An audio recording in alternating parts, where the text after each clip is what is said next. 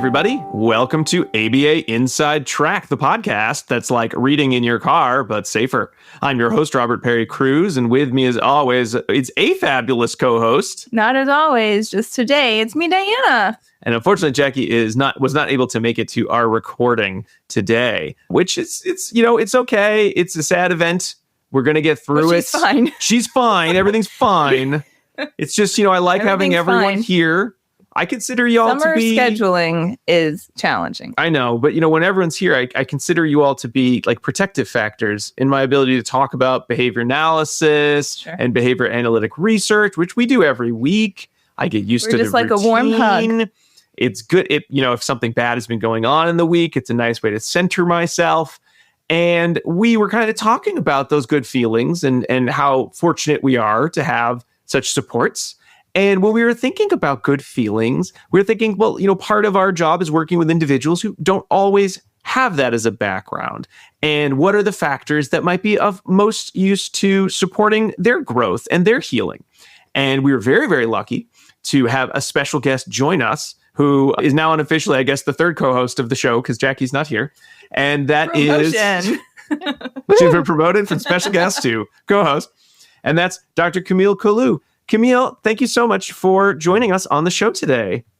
Well, good morning. Thank you so much for having me. I am so honored to be here and maybe share some of these good feelings that you're having. Good morning. Good morning. Hi. So, Camille, you are going to be, we only have a few guests who I think have done this. It's kind of like the hat trick of they've been on the show. We've seen you talk at conferences. I think actually we've seen you talk, I've seen you talk at two. I saw you do the Stone Soup, but I think it was 2 years ago. And then at Thompson Center. And you're someone who I emailed unrelated to the show with a question, and then you were very kind to email me back with lots of resources. And now you're on the podcast. So it's a hat trick. It's a Rob hat trick of professionalism. So good. Congratulations. The you did it. Lutz. Oh my gosh. I'm going to have to look up your email. I think I just put that together, Rob. I had no idea that was you that I emailed. Thank you for coming to those conferences. Oh, yeah. It's amazing, right? It was good. They were great. They were great talks. And so you made it on, you were on our short list to talk with, but I'd already had another question. So there you go. Congratulations. There's a certificate. It's coming in the mail. I can't wait. I'm going to frame it. So we are going to be talking about a topic that I think more and more folks are speaking about trauma and trauma-informed care. But I think a lot of the work that you have been publishing on, some of the work that you've been speaking on, really has more to do with kind of bigger picture issues. I consider bigger picture issues when it comes to trauma-informed care. Less about like, what's the procedure that looks like, and more about combining what we know about trauma and healing and looking at protective factors and how behavior analysis can support the usage of the multiple protective factors that exist and working collaboratively with other professionals. So I think that's a very different take than I think a lot of what some of the what's the best practice for trauma-informed care that we're seeing, which again, great articles. We love a lot of them. We've had some of the authors on before, but it's a very different spin on what trauma is, how trauma affects the body in ways other than just outward behavior, and what we can do to practice some, techniques and skills with families to support long-term, lifelong protection against trauma or to mitigate the impact of trauma that has occurred. So we're very excited to talk to you about that today. Thank you so much. I just want to point out that is incredibly intentional. I think backing away for me from the word trauma and really focusing instead on ACEs. So adverse conditioning, but not in the way that we think of adverse childhood experiences only, right? I'm looking at adverse conditioning and adverse clinical experiences we perpetuate that we've had ourselves, adverse coercive experiences, and all of those things. And when you look at it that way, it just becomes so much more compassionate and contextual, right? So we don't have to touch the word trauma if we don't want to. We don't have to look at specific procedures necessarily, although we can. But it's just about how do we look at healing and protection, and it's all about that ethics code item of doing no harm and doing the best we can for our clients every day. Sure. So why don't we take a step back, and for listeners who have not had a chance to email you and see you 2 times at conferences, hear a little bit more about yourself and how you came to be interested in this topic. Oh, okay. I was super, super lucky when I got to college. So I went to the University of North Texas, and I went originally for music. I played the trumpet and the piano, and I got involved with a person with autism, actually with Rett syndrome, very, very early. And I was what she and her family called her special friend, like somebody to hang out with her. I had no idea what behavior analysis was. I had no idea that UNT at the time was like the premier location to study that stuff in person with wonderful professors. But I was there. And the music school was right across the street from the UNT Department of Behavior Analysis. It just was right there. And so I would often be practicing, and I would wander around and draw and see all these amazing professors. And eventually I took a course over there, probably in my second year. And just as many of your listeners, maybe, and even yourselves, I was just completely hooked. I thought the worldview was so compatible with what I was interested in. And I was interested in contextual factors on learning. I studied concurrent schedules of reinforcement there with Dr. Jesus Rosales Ruiz. I studied autism there with Dr. Shala Alai Rosales. And I loved it so much. And at the same time, I was working on my master's, and I finished all the way through. And I thought, I'm missing something. I'm missing something really big. I think I'm missing an understanding of how the brain affects behavior. I think that's what it is. And so, sure enough, that is what it was. That's the missing piece for me. And so I went over to Rutgers and studied, at the time they called it behavioral psychology, biopsychology, and behavioral neuroscience. That's the department it was. It was under psychology. Yeah. And got to work in neuroscience and olfactory conditioning, and wonderful understanding they had about this interaction between the brain and behavior. And it really did fill in those gaps for me. I had done a lot of work in autism by that time, but I focused for that 5 years in Rutgers in New Jersey on animals. And after I learned about stress and learning from that animal behavior perspective, moved to Colorado with my family and started working with people again. And all of a sudden I realized every single human being I've worked with here has some kind of complicating factor. They were all over the lifespan. They had all kinds of different genetic differences, intellectual differences. It wasn't just autism anymore. And it wasn't just early childhood. And I thought, I'm going to have to put all this stuff together. And once I did, I found that key factor was the history of the organism, that original thing I'd been interested in. And so I started looking at it in that different way, not just that molecular perspective of antecedent and behavior and consequence anymore, but really thinking about the history and how could I document that? And man, what risk factors does that bring to my client now? And this client who's 67 years old and has been through trauma and has autism and is going through dementia now. And when I started doing that, I tried to kind of document my approach. And that's kind of how the safety model was born, and what kind of catapulted me into working with what I would call adverse conditioning. So, Camille, I do want to talk a little bit about kind of the brain and kind of neuroscience and neurobiology. And one of the things I think that's always been tough in our field, and it's something I'm less precious about as time goes on, but it does feel that sometimes when the brain terms come up, that's when you see a lot of the folks in the audience go, oh, did I go to the wrong talk? Is this going to be all mentalistic? I can't see a brain, therefore I can't change the brain, therefore I don't care. And, brains exist, whatever, and just kind of that hand waving. Is that something that you still kind of see with newer students as sort of our field continues to grow and to look back at the past? Or is that still something that when you start talking anything brain related, it's, walls go up? Sure. No, that's such a good question. And I think it's really sad because there's so much potential there, right?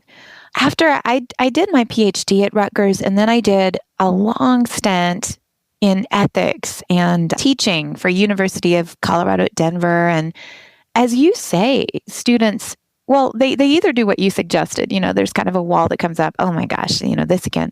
And then there's a lot of people that love it. And I think a lot of us have been more interested in trying to explain things away by relying on these assumptions. I think that has done so much harm, right? So these reductive, unhelpful discussions of trauma as an explanation, and or the brain, because the brain did it, because trauma, right? I think that's done a lot of harm, and it's made people maybe be reductive and not delve into something that is actually really, really complex. It's a wonderful person, a wonderful balance when you are able to actually kind of reduce or distill, I should say, a concept like what the brain does or the function of one of these really important parts of the brain and how that contributes to behavior without making everybody turn off right away or feel stupid, but also highlight on what the meaning of that is and not be too reductive and not overly explanatory, right? So I think that as we've all embraced these explanations based on the brain, we've done a lot of harm when we tried to assume that everything is explainable this way, or maybe that we don't need to have a really fine understanding of how those things work. We do need to really understand those, but not everybody has to understand them all in order to benefit from the principles that are true regardless. Sort of like it's okay for a staff person to not be able to explain all the intricacies of function and still run your behavior plan really nicely because you have described it technologically, you know. Mm-hmm. But for me, the brain comes into play in lots of ways with adverse conditioning because deprivation, and maybe if you think about it in terms of stimulus schedules or schedules of reinforcement, right? Those early experiences we have, they do change the brain. They do change how we develop and grow. Something that your clients may struggle with in autism may look a lot like what my clients struggle with in terms of their regression and developmentally or stereotypy related to what they went through in terms of trauma. And then it changes our bodies in other ways medically, you know. So I don't know if that quite answers your question, but yes, it's a big problem. And it's also very helpful to be able to understand a little bit about our neurobiology and how that influences behavior. Oh, good. Well, thank you for the explanation. So before we dive into some of the more nitty gritty of the articles, we should probably say what articles we'll be discussing. I was very close to just not even bothering to do that part.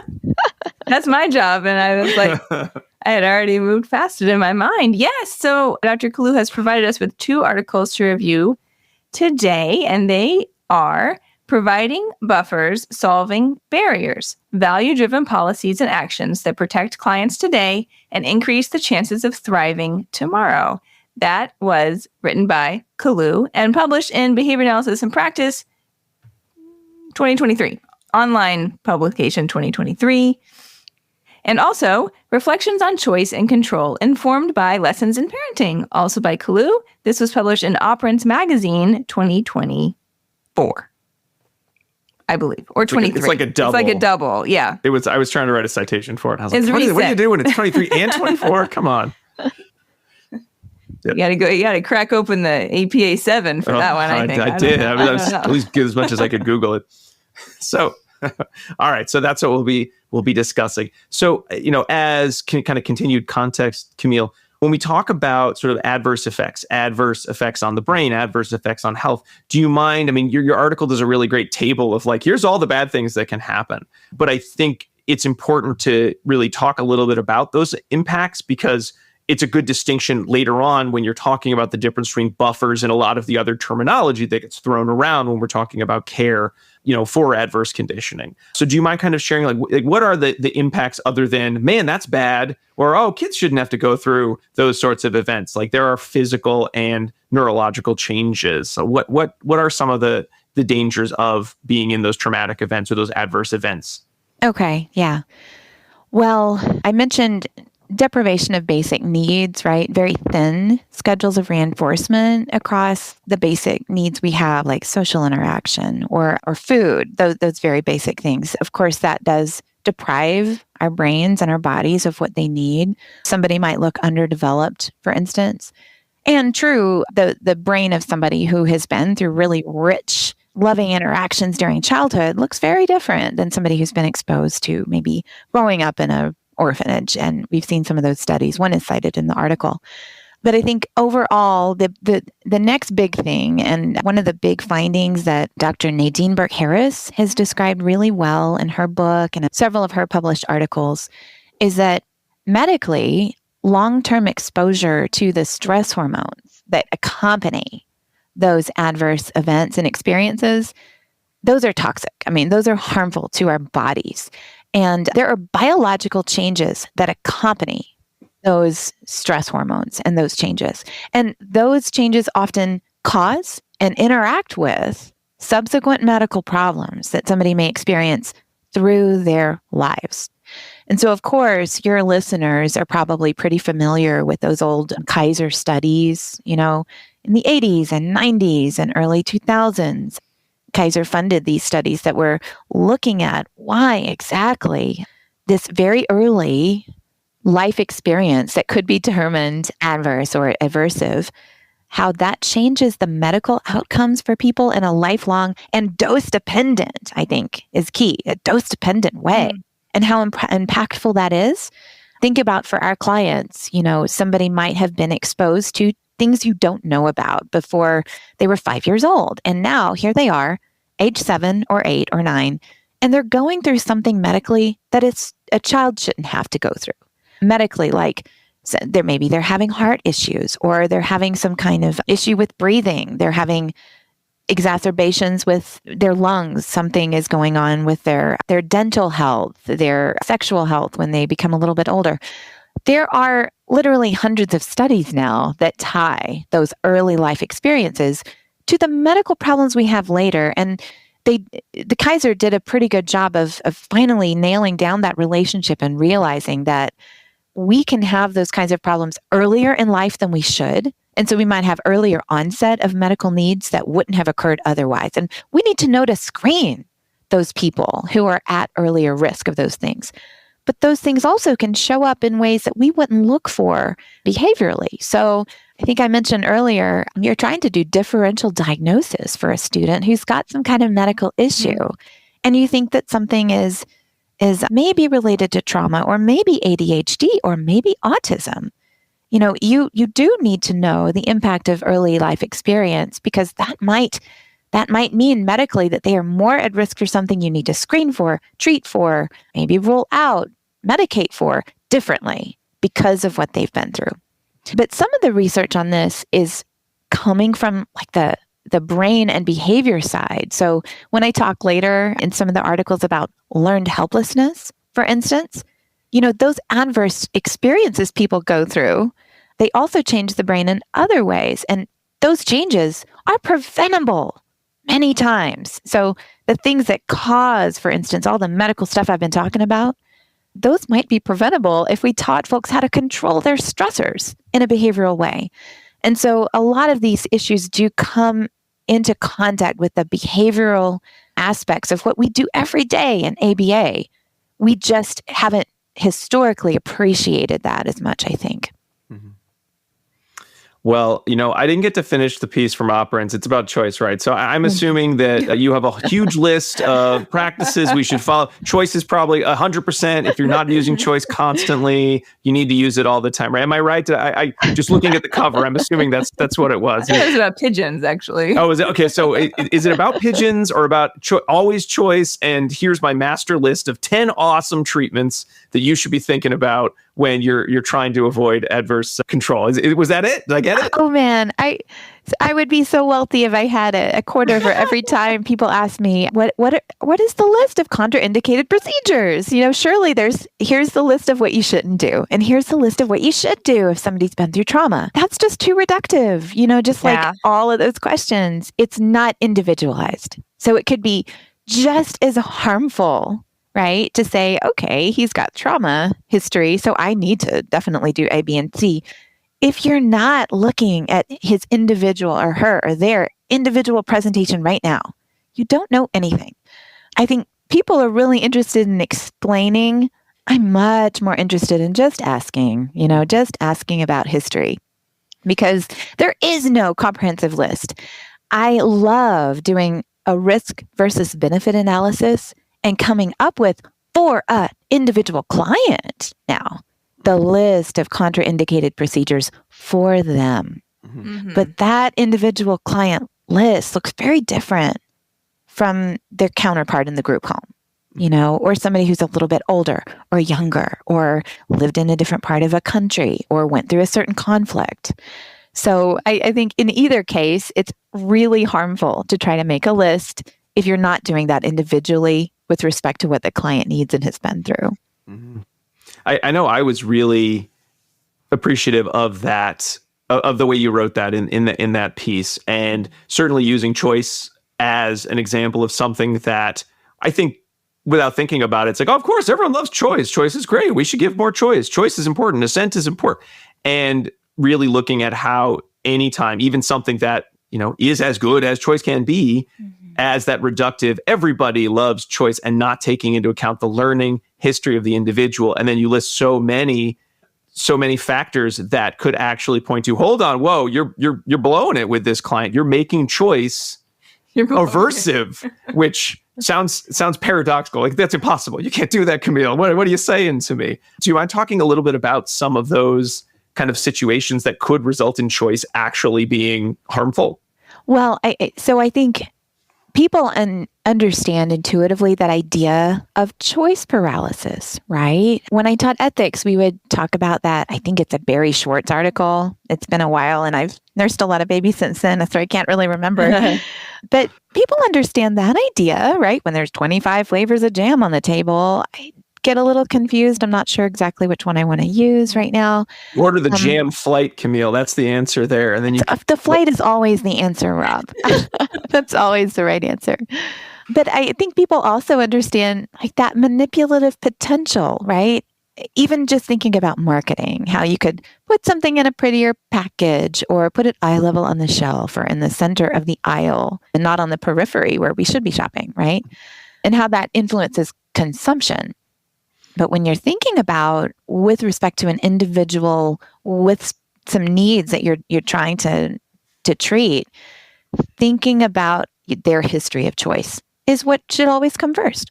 What are the conditions under which they've experienced choices in the past?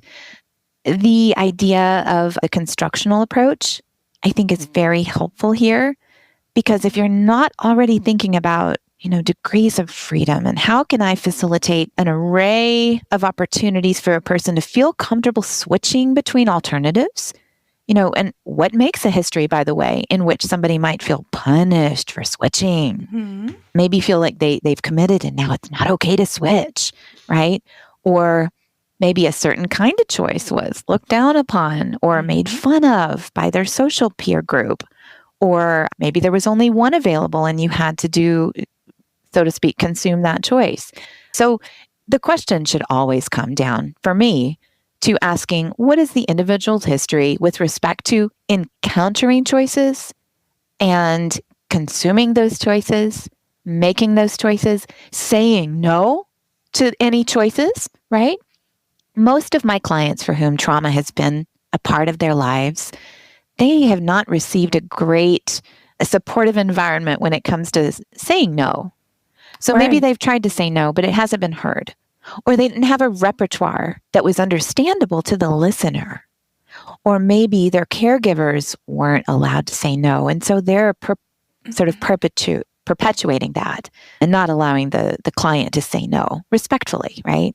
So all those questions about what are the conditions under which choices occurred, under which it has not been allowed, and under which the caregivers have been giving choices.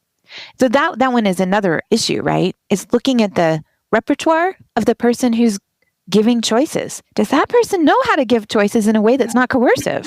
Yeah. Do they know how to give multiple options? If nothing is okay to say no to, does the caregiver know, how am I going to respond when this kid says no? Do I have some skills to take care of myself and accept that? Or am I going to come down hard on them for saying no to something I think they should say yes to, Yeah. That one. I want to do that one. Yeah. No, I'm the adult. I know it's best. Yes. Oh.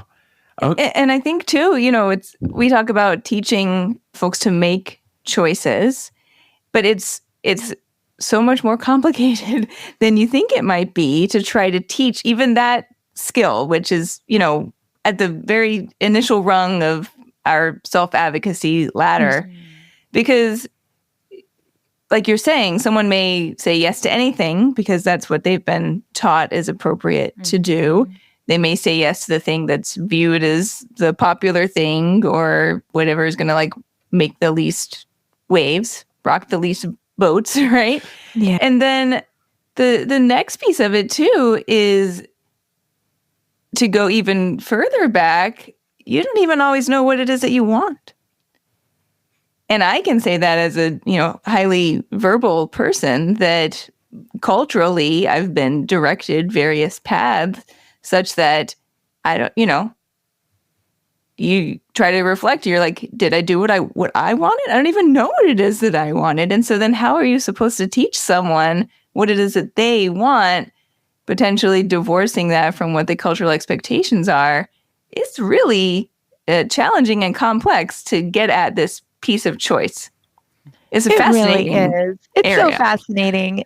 I would encourage your listeners to, right? That whole issue is on choice and control. And there are some really, really good articles in there. There's one by Joe Lang that's really stellar. There's some by, I think, Billy Baum is in there. There's a fantastic article by Ditsu.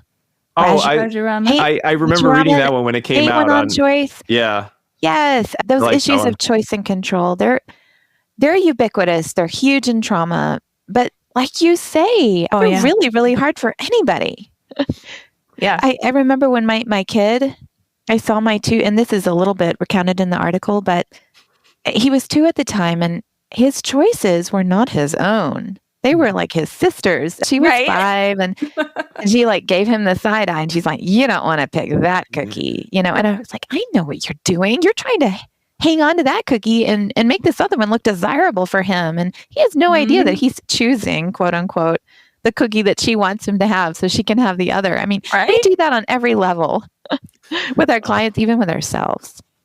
Our 12-year-old does that with his little brother, and it's less. It sounds like there was a little more subtle manipulation going on from your piece, but it's a little bit more like he just makes up these consequences for like, if you do that, this is going to happen, and it's like, no one has said that. Like, you've just made that up. Scare your brother into choosing something different. Like, if you do that, then mom and dad are going to say we can't do anything else ever again. So you better not choose that. Oh, it's not just my kids. Gosh. It might just be both of our kids. Like, I don't know what we did as parents, but we have 3 children. You said both of our kids. Well, both. My kids do that too. Fair enough. Anyway, I'm absorbed in this table of contents for this Operants magazine. You're right. Are you not subscribed to Operants? It's so good. It's free. I the stayed other one is open access. Fantastic. The other article is open access, but that Operants one is somewhere on my website, and we can shoot it over to your listeners. But you do need to subscribe because it rocks. It really does. Really good. It's a really good art.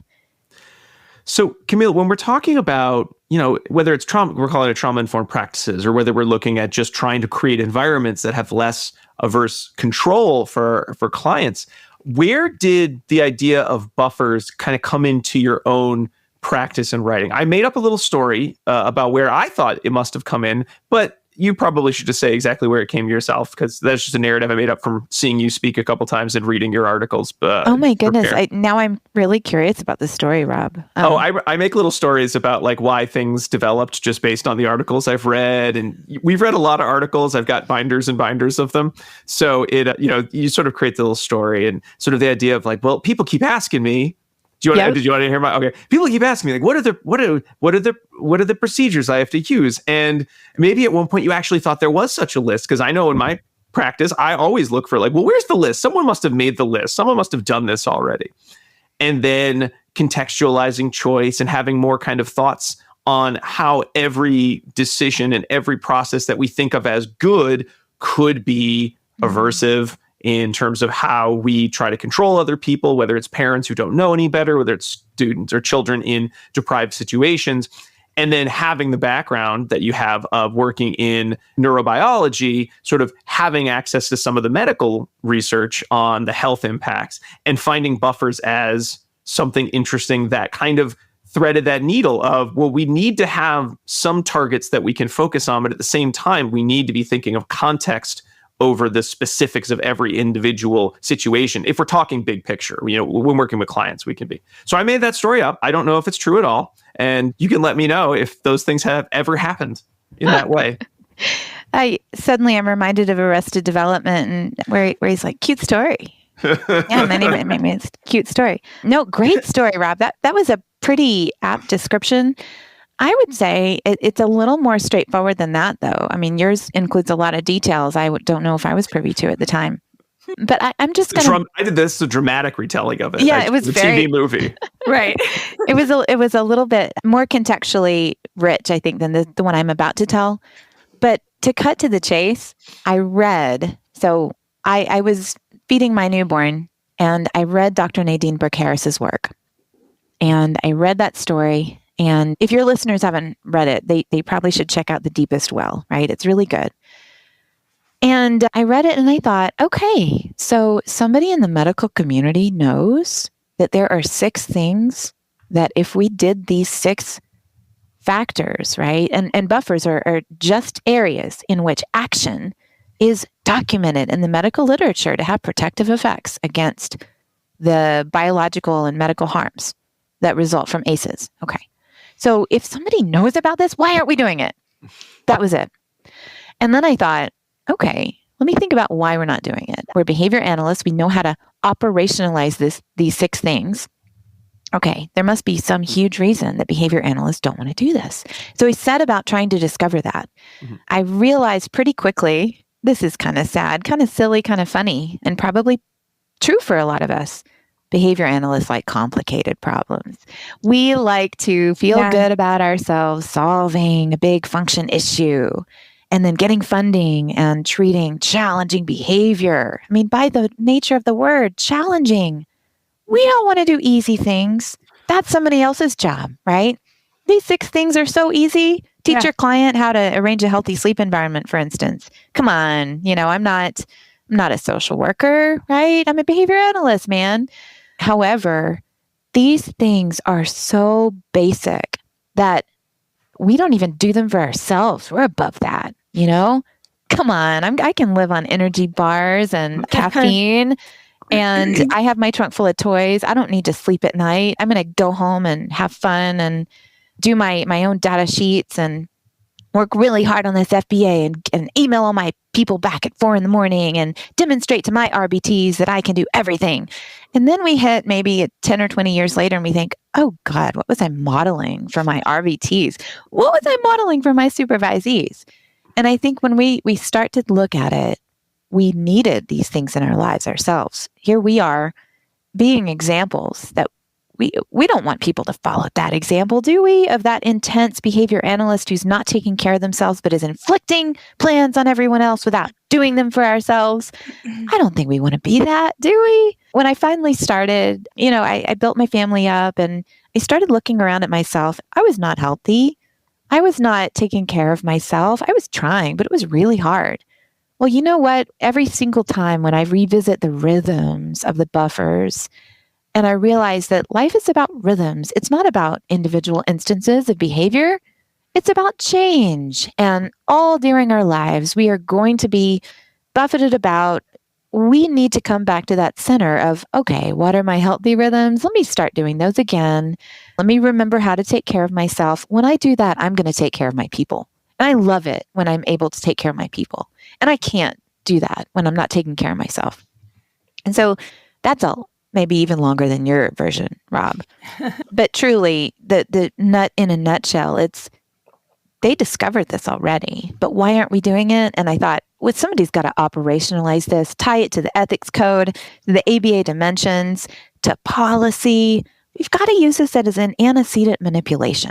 We have to use this with ourselves, and then we will be able to work on it with caregivers who will then want to work on it with their clients. Mm-hmm. So it just filled in so many gaps that I saw. And I've never looked back since. When I started doing the buffers with my clients and caregivers, everybody has done better. I will never not do it.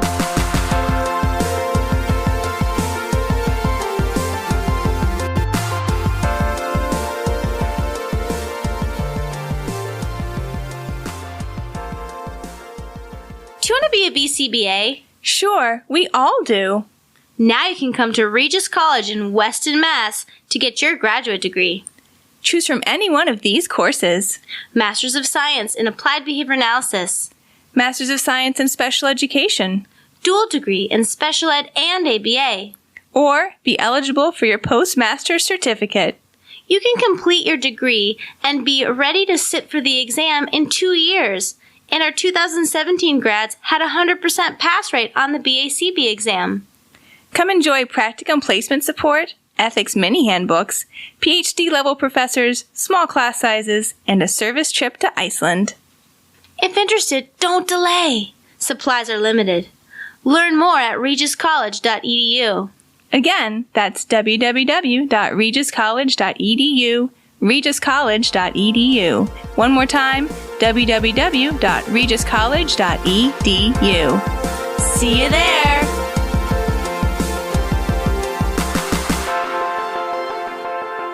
Hey everybody, sorry to pause the podcast for a second, but I wanted to remind our listeners that ABA Inside Track is ACE and QABA approved, and by listening, you can earn 1 learning credit. All you need to do is finish listening to the show, then go to our website, abainsidetrack.com, or click on the link in your show notes to go right to the page. And you'll need to enter in some secret codes as well as some other information. And these are secret guest codes from Dr. Kolu. And the first one is sourdough. SOURDOUGH. It's a yeast. It's a type of bread. Is it all of the above, Diana? It's a type of bread. Type of bread. Sourdough. All right, now back to our discussion on protective factors.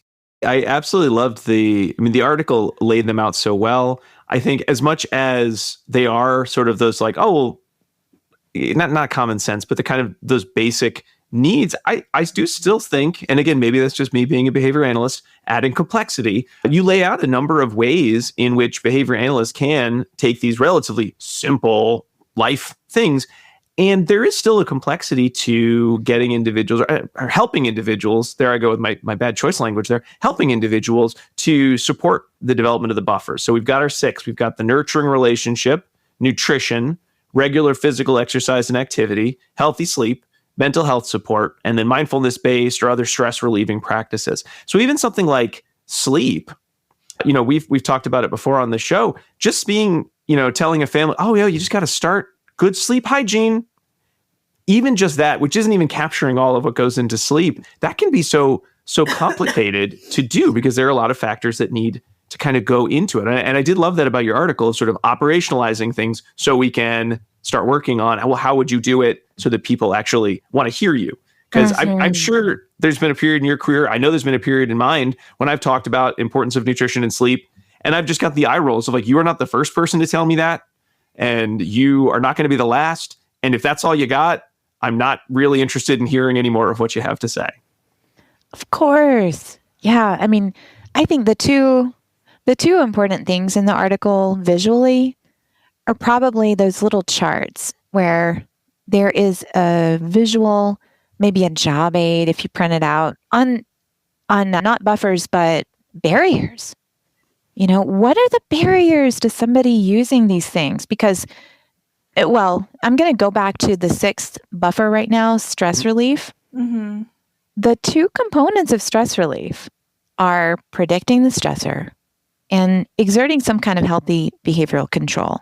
If we do those 2 things, we don't necessarily have the medical impact of stress. And so what does that mean? It means we have to control a situation that's stressful for us. Well, there's this very interesting thing about the buffers.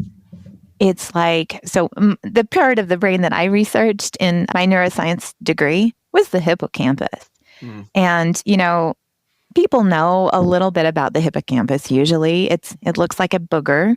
If you take it out of a rat brain, it's teeny tiny. It's like a little C-shaped thing. There's one on both sides of the brain. And it's involved when people learn or animals learn about place or about the context in which learning occurred. And if you wheel an animal through a maze, they don't learn about the place they were just wheeled through. If you're a cab driver in London, on the other hand, your hippocampus is huge. You have to remember all the grids, all the intricacies of where you are, and you will. And your hippocampus literally grows with that experience. Well, so that control over your environment is what makes the difference in the brain growing. And the buffers are like that. If you don't do them for yourself, if you don't have control over them, they don't make a difference. You could wheel somebody through life and say, I'm going to put all the buffers in their behavior plan because it's just so darn good for them, right? Yeah. And then they may or may not want to do them, and they may or may not do them, and they may or may not enjoy them. All of those things may or may not happen. Well, research tells us, and there's actually some elegant for the 70s studies in nursing homes showing this effect, that if somebody engages in all of these wonderful, healthy things on their own terms, whether they do a good or bad job, they're protected against death. I mean, this is in the nursing home. I love their measure at the time. They're so low tech, and maybe we should all be doing this, right? The researcher just put tape on the bottom of people's wheelchairs and measured how dirty they got. Are they wheeling themselves around to the activities, or are their wheels nice and clean because they've been sitting in their room all day? But they had 2 floors of this nursing home, and in one floor, the participants were exposed to all the same wonderful things, of rich schedules of interaction, all these buffering activities. But if they got done for them, they didn't help. So overall, that tends to be true with the buffers. It has to be somebody's own idea. They have to be the person with assent and autonomy and control over doing it themselves. Those are all values we espouse in behavior analysis right now in our ethics code. They're very clear to us. They're strong. We want to exert those and empower other people to experience those, but we forget about it with the buffers. And I often encounter a behavior analyst who say, I have a client who just won't. He just won't do this. How do I make them do this? Well, did you hear? Did you hear what you just said? So in the article, what we need to do, and why we talk about the barriers to all these buffers, we need to understand, why is that so? Why is it hard? Why is it unapproachable? Why is it not appetitive for that person? Why is it not reinforcing? Maybe why is it not cued? Perhaps it's not available. Perhaps it's not appropriate contextually or culturally for him to do this. And so that's where the butterflies tool came in, was just trying to operationalize for behavior analysts. Okay, let's assume we do want to problem solve this, and that my client is coming to me saying, all right, I hear what you're saying. I will probably live a lot longer if I engage in this kind of stuff. But this one is really hard for me. I don't like it. I've always experienced a hard time around it. There's been coercion in my past around it. How can I figure this out? So when it comes to sort of looking at tools like the butterflies and looking at the role of the behavior analyst in working with a client and their stakeholders, Camille, should they just start with thinking about the butterflies tool if they're new to sort of this? Because I know some of the buffers feel there were a couple of statements as you were writing and as I was reading that felt very like, oh, this is in the toolbox. This is prescriptive. I'm always going to do this. I'm always going to do that, which I think is a little bit anathema to everything that you've just been saying about if we just make everything prescriptive, then we're missing the point of the context, or we are setting ourselves up to be the experts who might be removing autonomy for a skill that an individual is very interested in actually trying. Like we might actually hurt their ability to do that. So are there sort of like general guidelines that you recommend for folks when they are starting to think about buffers and starting to think about barriers to buffers in their care and in their work with clients? Yeah. No, I think that both things can be true here. Is yes, these are always in my, as you said, they're always in my toolbox. But I have to understand that on an individual basis, there are reasons that these aren't being tapped into for an individual I'm working with, or maybe their family. We have other levels of tools too, to kind of get an idea of where we're starting. Often with a client, and given that I'm working with the system support around that client, not the client. So that's just me as a behavior analyst. I'm usually working in systems.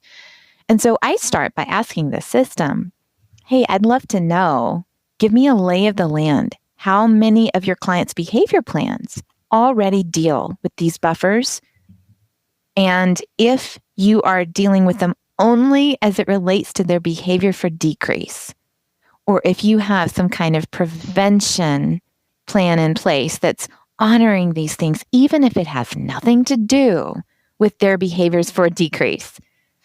And so those two things are really important to understand from an organizational perspective. Are we talking about these with everybody, with every client and caregiver and staff, those three things? Or are we only doing it when somebody has an issue? For example, they're food restrictive behaviors, and that's why we're working on the food-related buffer. And so if it's only the latter, if they're only working with them in a reductive capacity, then we start with preventive education to try to let them know, hey, if I didn't even look at clients for a second, if I just looked at all of the caregivers that your organization is supporting, are there caregivers out there who don't have access to healthy food? Yeah. Are there caregivers out there who can't sleep at night because their client's behavior keeps them up all night? Yes. Okay. And so those caretaking capacities of organizations, the nurture capacity that we have, the ability to tap into community layers and to maybe publicize, hey, here is a list of all the food banks in the area. Here are a list of where your family can learn about safe and healthy sleeping practices. Here's a list of all the yoga opportunities for moms who are strung out, and here's the free ones, and here's the ones with childcare. When I look at nurturing in that sort of preventive way, all of a sudden the staff and the caregivers are shaking their heads going, yeah, you're right. There's some room for me to take care of myself. And you can almost see their shoulders relaxing as they think, okay, somebody cares about me for a second, and I'm going to be able to be a little less stressed this week. Mm-hmm. So I don't know, Rob, does that sort of answer the question there? I mean, thinking about it from that system support and really that top-down idea of, well, how are we building communities where these are sort of just not exactly, there's an assumption that we're going to be focusing on helping people with them. We're going to be thinking about them. We're going to be working on minimizing barriers to access to them. I think that does certainly set a stage for an individual who then is responding to more severe problem behavior to not just be thinking about everything in the context of, well, I need to change this to make this problem go away, and be thinking more of that big picture of like, what are the things that are missing in a client's life that would minimize this, from occurring or increase the chance some other behavior occurred without just, I'm reinforcing this, I'm putting this on extinction, those kind of really molecular viewpoints. Yeah. This whole conversation just reminds me a lot of the quality of life literature as well. And I know I've talked about it in the past, but one of my favorite articles in this area is Burgess and Goodstein, 2007. Mm-hmm. And because it's trying to look like over the lifespan, starting in childhood for autistic individuals, how can we ensure that we're building a proper quality of life? And one of the initial quadrants that they're focused on for children is the family and the health of the family, the stressors that the family is experiencing. Because if you can't have a good quality of life in the home, then there's, much less likely that child's going to benefit down the road. And it's these same pieces, right? And so when I worked clinically and talked with families, these were like the initial questions that I would start with rather than just jumping in and being like, Joey's doing great at school, is I would step back and I'd say, how are things at home? How is he eating at home? How's everyone sleeping at home? And are you, as a family, able to go do fun things? And sometimes we wouldn't even get to anything else in our meetings because those issues were so critical for families to be able to talk about that. Without building that initial, foundational family health, you couldn't really move on to talking more specifically about things. So it all ties together, and this is just one other fantastic angle to get at those larger contextual pieces that are absolutely critical to health. Mm-hmm. Absolutely, Diana. I didn't really appreciate all that, I think, although I loved quality of life and I love some of the various interviews and inventories they have. But until I worked in what we call social emotional support in Colorado with birth to 3, and this was completely separate from behavior analysis. It was just in the context of people going out and doing early intervention with kids who needed a little extra help for whatever reason. A lot of times it was medical or something related to the birth of a second child or something like that. But those developmental interventionists always ask those questions and in the context of the family routines. So one of the ideas that I think we talked about briefly, but I want to come back to is if we were all appreciating behavior for what it is, I think we would look a little bit more at the cyclical nature of behavior, right? But also of our needs and how those are in flux all the time. We're not always our best selves. Our needs for different buffers are not always the same. And one interesting question that sort of cuts to the heart of what somebody needs or is planning on needing and how we can really help a person with buffers, for me, this question is, what has happened that changed recently in your life? And what did that bring up for you? And do you have any needs around those changes that I can help you with? On the flip side of that is, what hard or stressful things are you about to go through? And what do you think is going to be the most stressful thing about that? And how could I help you predict that and exert some healthy control over it?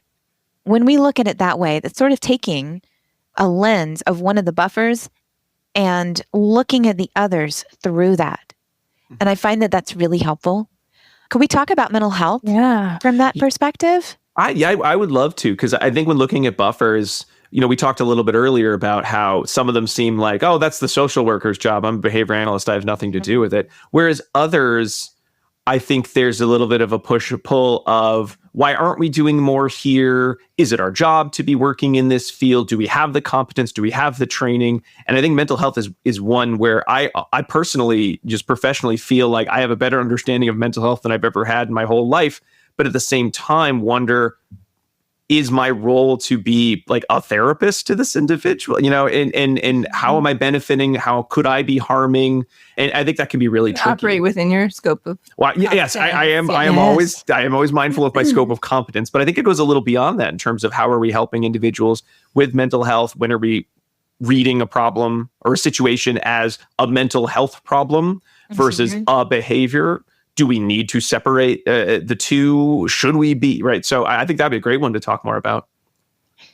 Yeah. I mean, in your setup there, you touched on so many, I think, misconceptions that people have about mental health, right?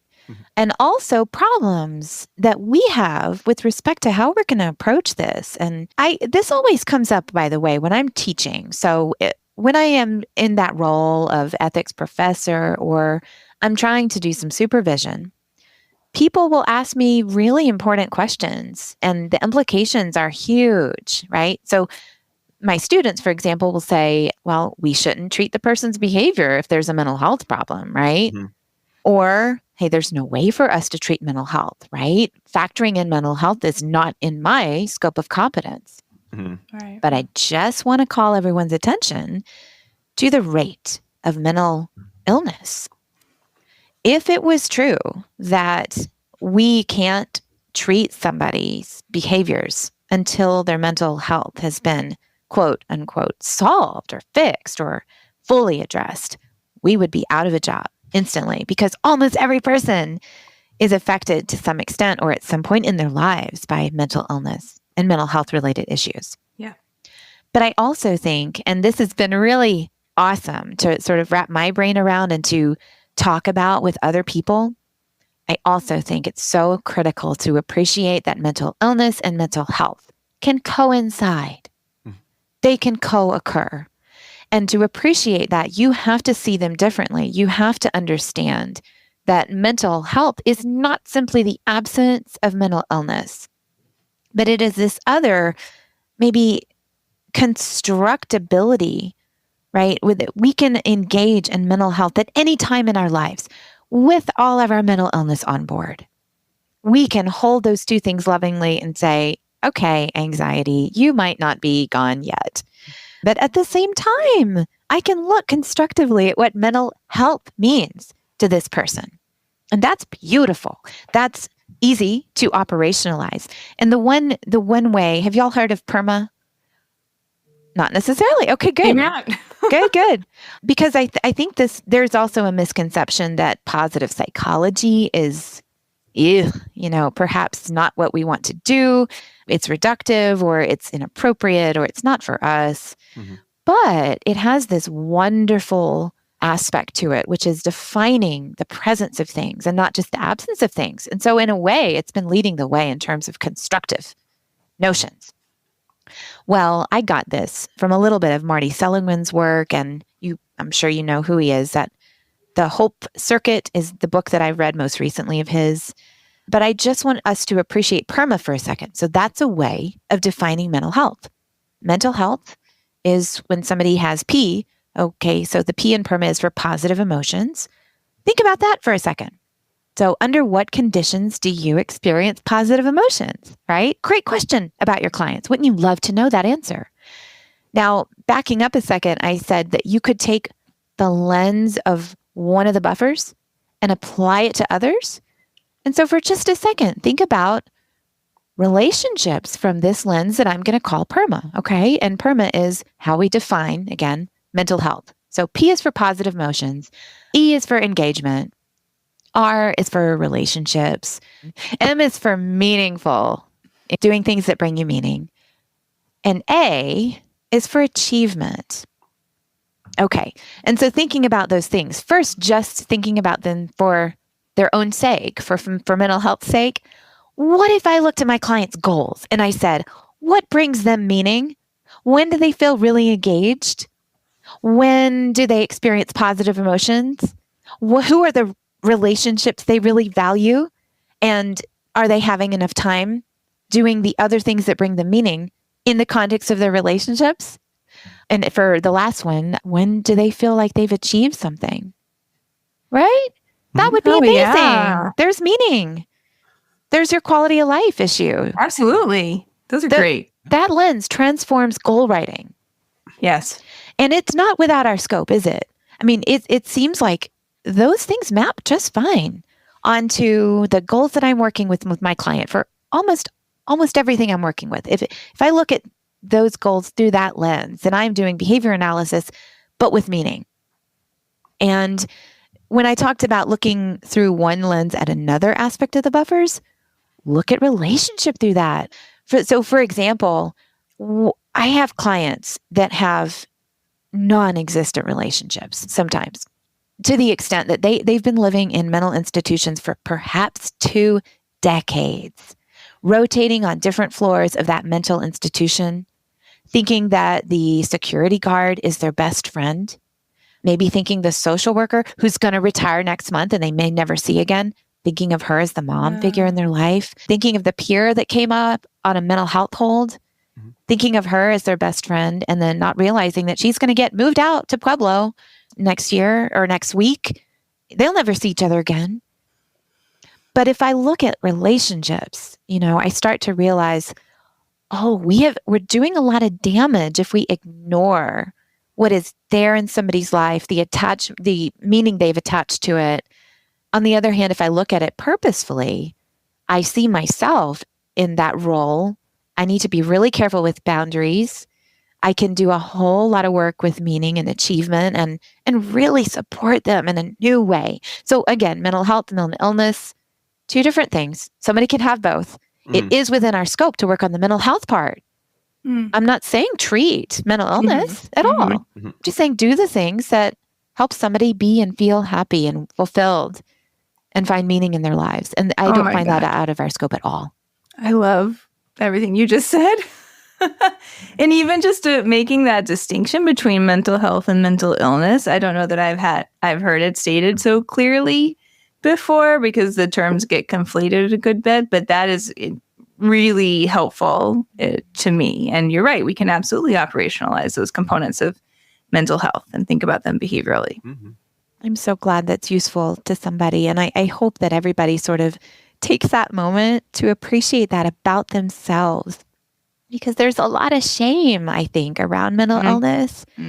And we look at our own lives and we think, oh, how can I be a good behavior analyst when I am struggling so hard? And I am not engaging in even the little habits on a day-to-day basis that would fulfill me. And here I am, again, imposing my plans on other people.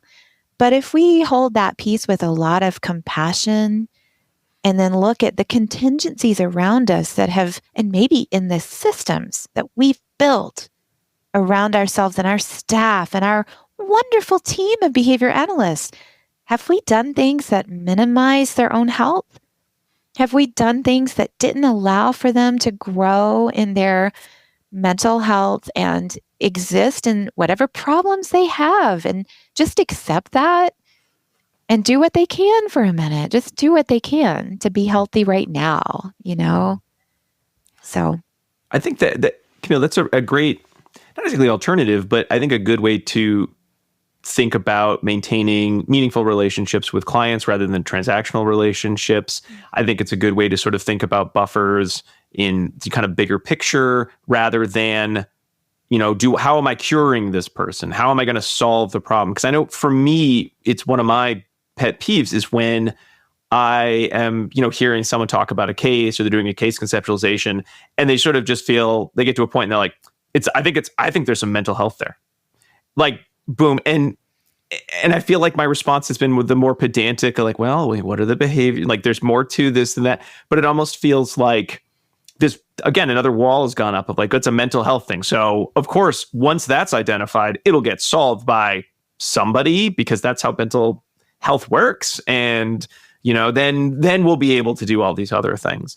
And I think I would prefer in the future to sort of share some of what you've shared with us today in terms of talking about mental health, about what are the steps that can be taken, and just sort of dodging the bullet of like, well, let me tell you about what's going on in mental health, or I can I know a little bit about which is, I think, the trap I often fall into, which then gets a lot of eye rolls of like, oh, it's great, you read a paper, good for you. That's not helping me with the problem I'm having. That's not supporting my mental health and my feelings of competence.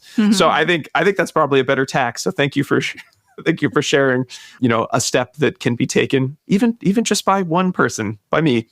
Oh, absolutely. I mean, so doesn't that also sort of remind you of the ethics code item 2.12? What a misunderstood item, right? Considering medical needs. If there's any possibility a referred behavior is related to medical or biological needs or respondent behavior, I think as well. What? How do I finish that sentence? A lot of people misinterpret that as I'm just supposed to rule it out. Okay. And that means put it off my caseload if that's the case. But I ask you, is there a possibility that any referred behavior is not related to biology? Honestly, right, yeah.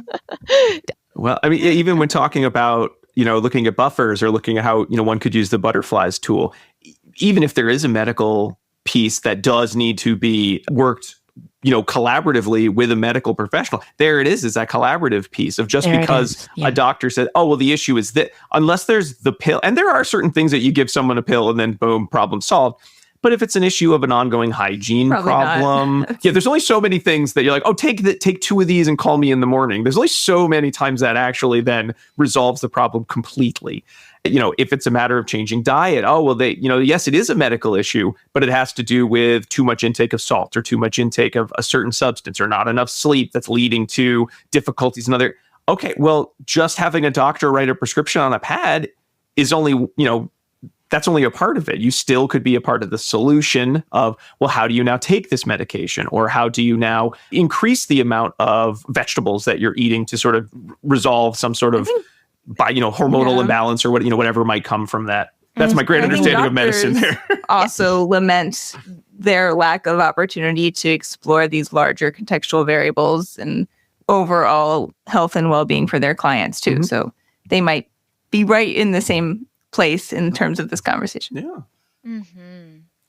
Yeah. Considering medical needs doesn't mean, turning over the case to the other doctor or the other person necessarily. I mean, it certainly could. And in some of my cases, it's true that I do say, here's a referral. I think it's really important for you to follow up on this before it is safe for me to assess one more step of this case.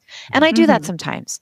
But almost always, it becomes a collaboration project now where I'm going to be sharing data on how it's going behaviorally and how the medical side effects are, bumping into the behaviors I was already tracking. And I want the medical providers to look at my cumulative records and make decisions about a medication adjustment based on what I'm seeing and vice versa.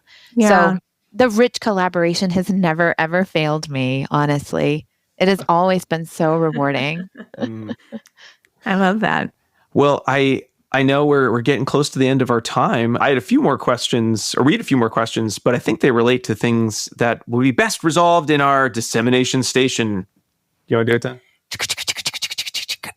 I knew I should have made my Jackie soundboard for days like this, but you know what? You did a good job. Sorry, that came out all wrong. Extremely authentic train sound. It was a very good train sound. Okay. It was very good. I was thinking maybe I'd ask you if you wanted to make a fun train sound, but then it felt like that's a big ask of a guest to make goofy sounds to do a microphone. That will be saved forever in the internet. Oh, that's okay. I can give you my son. He's 3, and he typically goes chugga chugga chugga chugga chugga chugga choo. I think that's a really good one. I like that one. Lot, yes. That feels like a very purposeful train kind of heading into the station. Yeah. So I think when, we talked a lot about kind of big picture, big context, but in this section of the show, we like to share some kind of action steps. Certainly one of them would be for folks who still feel like, I don't know, I don't want to be outside my area of competence, and I didn't do sleep studies, or I haven't done, I'm not a nutritionist, or I don't know a lot about trauma. I didn't have, the same undergrad in psychology as some of my peers. What would you say are some additional resources that would just be kind of like a good baseline of research? I know you mentioned Dr. Harris's book. It was the Deepest Well. The Deepest Well. Mm-hmm. So that I'm assuming would be one that you'd say everyone should probably throw on the book list. Yeah, great reading. That's a great place to start if you like a book. Something else really, really helpful. So I'm going to say the article's got so many visual resources in it. And so, for example, if you want a table of all those medical studies that relate ACEs to medical problems, or if you want those visual aids, those job aids of here's a visual of the buffers, here's a visual of a flow chart to help you talk about buffers with somebody new, right? Here's a visual of the barriers that people might face. Yeah. But if you're not going to start with the article, I think another good place to start is just Cusp Emergence University. Mm-hmm. We have a training series right now, just started a few days ago. It's the buffers training series, but the first one is like 5 CEUs, and it's so many CEUs, not because the video is long, but because there's a lot of reflection exercises and action plans built in. It's like an on-demand workshop that companies can take. That's or individuals. Cool. But the thing is, we're trying to put the word out in terms of buffers. And so at the same time, if you don't need the CEUs, I'm doing this new thing where I make a version of my tools that is without jargon. And so that's there as well. It's like the buffer story for everyone. It's 15 minutes. You sign up for it. It's free. It's just a non-jargony 15-minute video of me talking about this. So that's a good place to start. But after that initial 5-hour thing, there's little special topics. So for example, we have one coming up on buffers and systems and how we integrate this from a company perspective. We have it for individuals. How do we do this with like self-care and our own active nurturance about ourselves? Yeah. So that's all available on Cusp Emergence University. It's a very good. I've been there a number of times. Unfortunately, I don't know if you have this problem, but I love the papers because I can put them somewhere and I'll see them and they remind me, I want to reread that, or there's something in there. Yeah. Websites, I have such a hard time. I bookmark a lot of these sites. Like I think I have your site, it's bookmarked, but I don't see the bookmarks in front of me. And sometimes I'll hit a wall. I'll be like, what? how would I learn more about this? And it's in a file somewhere. So it's always good to come back. And you have to do what I do, What which can you is do? leave every tab open on my computer that I may ever want to revisit. Okay, until Google That's is like, key. oh yeah, here's a Chrome update. Blah, it's all closed now. I hope you remembered your 70 tabs. Clearly, Your life is over. You should save it in a screenshot folder, Diana. That's That one is of my smart. hacks. Yeah, I have a screenshot of all my tabs just for when my computer shuts down because it is tired of having 50 tabs open.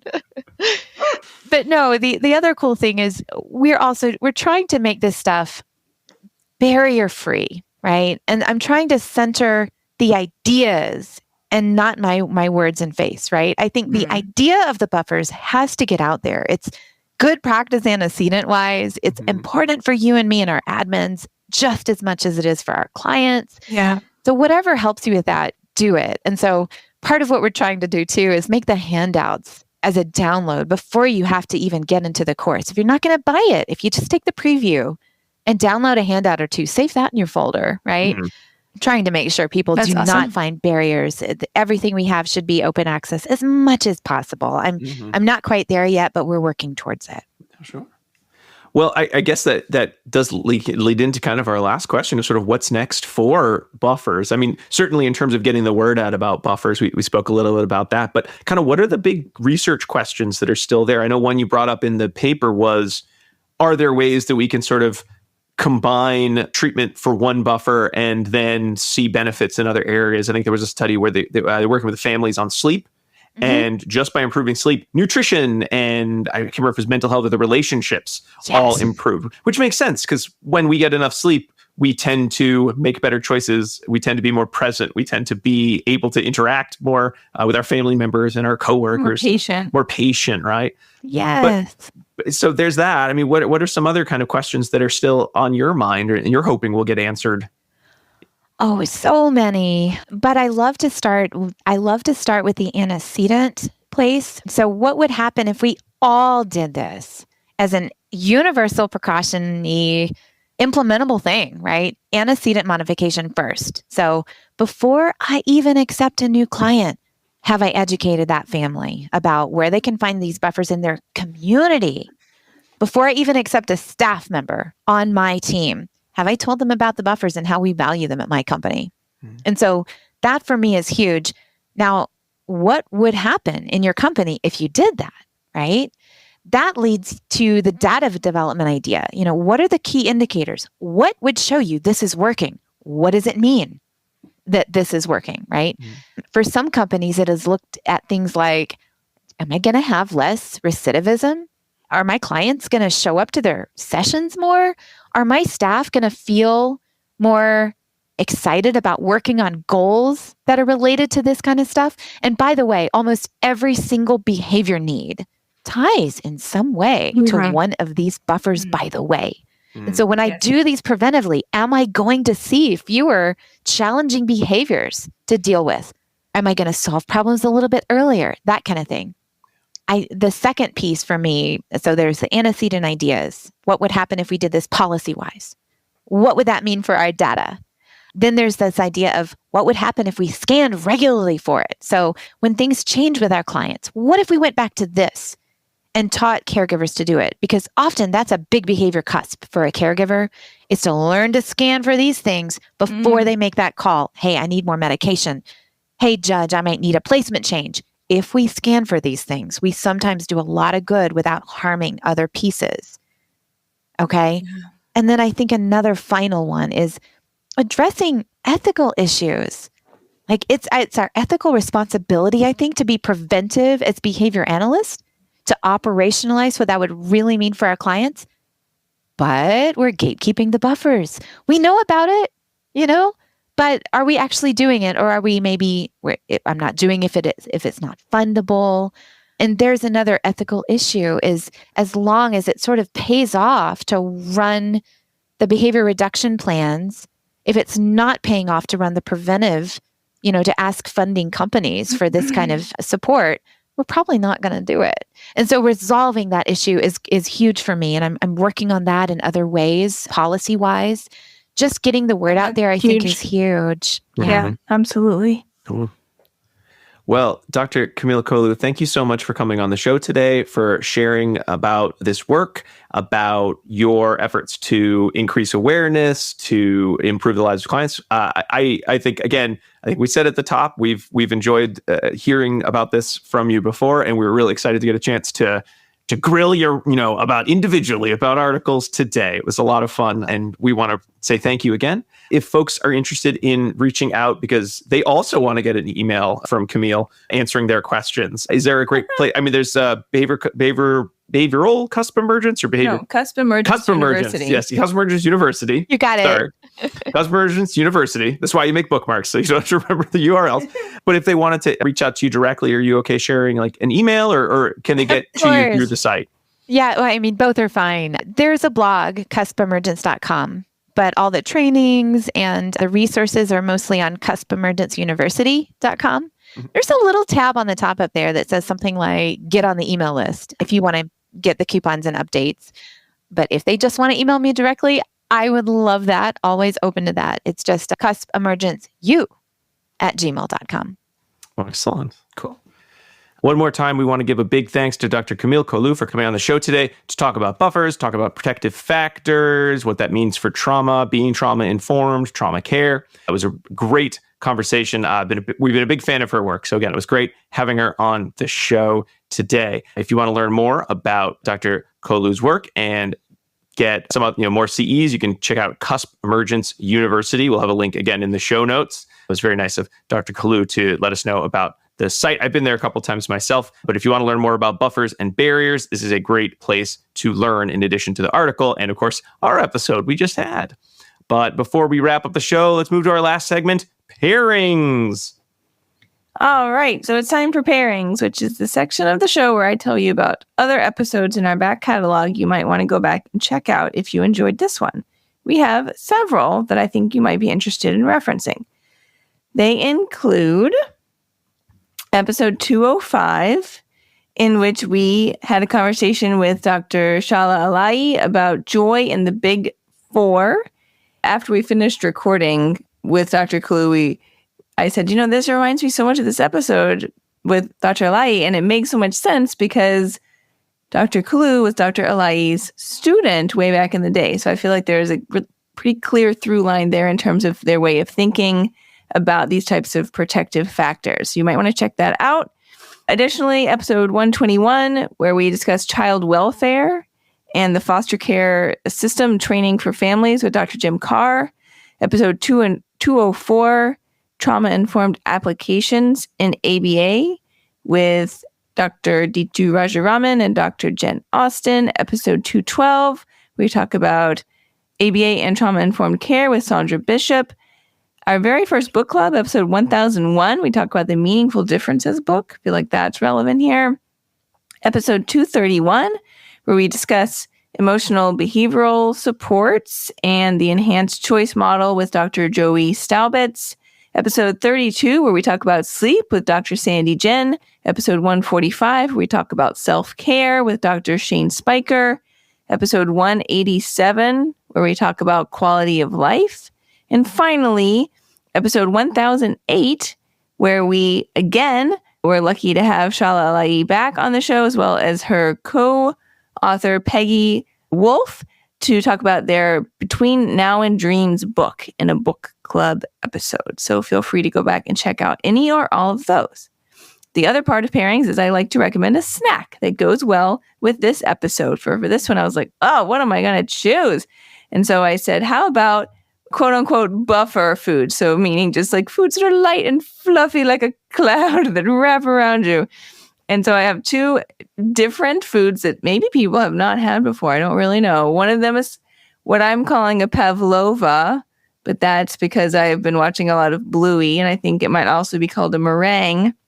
But it's a delicious, again, egg white, mostly egg whites and sugar, and then it's baked together, right? You like those, Rob, actually. You like little meringues. Oh, meringue. But a pavlova is a big one. So you make it like a really big, then it has to like bake and basically dry in the oven for a long time. And then you put fruit and stuff on top. Oh, cool. So it's delicious and light and fluffy. And then also this thing that I know of from my childhood that we called green fluff. And Sounds it's terrible. basically, No.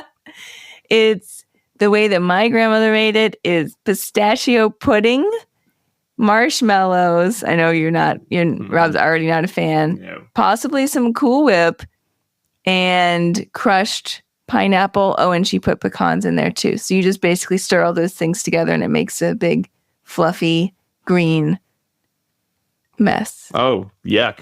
No. Yum, yum, yum. So those are the buffers. All right. Please enjoy. Thank you, Diana. Now that pairings is over and we're all running away from whatever that last concoction It was. actually is really good. Oh, okay. I'll take your word for it. That brings us to the end of the show. Thank you very much for listening. We appreciate all of our listeners here at ABA Inside Track. If you'd like to subscribe to the show, we'd really appreciate it. You can leave us reviews on Apple Podcasts. You can subscribe on Spotify, all those places that you'll like to go. You can certainly go to our website, abainsidetrack.com, to find links to the articles that we discussed in this episode, as well as to purchase CEs. Speaking of CEs, do you want your second secret code word? Sure you do. It's grand piano. One word or two. We'll take either way. GRANDPIANO.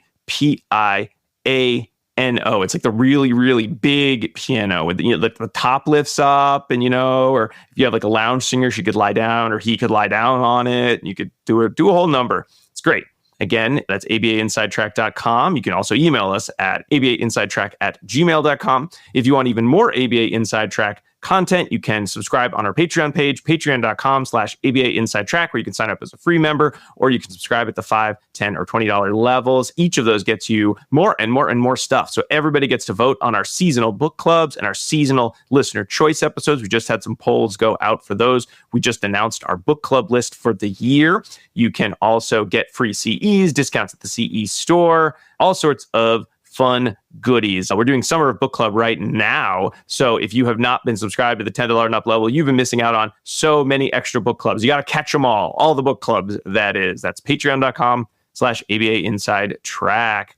Some final thanks. Again, a big thanks to Dr. Camille Kolu for coming on the show, Dr. Jim Carr for recording our intro, outro music, Kyle Sturry for our interstitial music, and Dan Thabit, the podcast doctors, for his amazing editing work. We'll be back next week with another fun-filled episode. But until then, keep responding. Bye.